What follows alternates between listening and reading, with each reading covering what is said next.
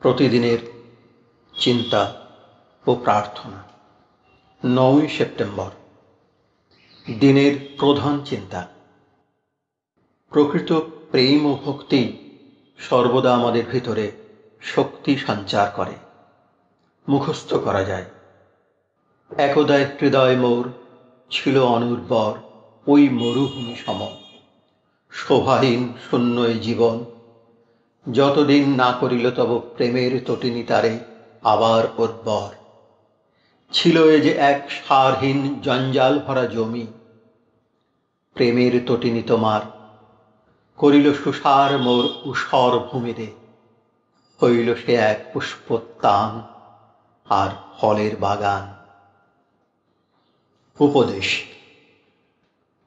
জগন্মাতার কাছে প্রার্থনা করিও যেন তিনি তোমাকে ধর্মজীবনে অটল অদম্য করেন।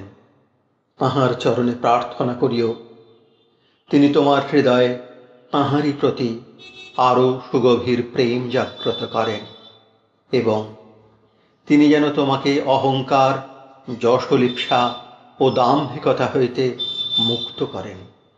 সম্মান, প্রশংসা এবং সুনাম অনেক সময় মানুষের আত্মোন্নতির পথে বিরাট বাধা সৃষ্টি করে।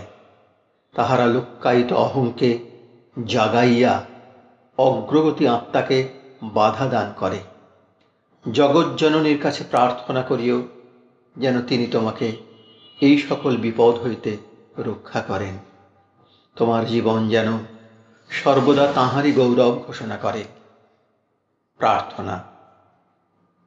সেই অনন্তরূপিণী জননী যেন আমার প্রার্থনা ও ভক্তির অর্ঘ্য গ্রহণ করেন।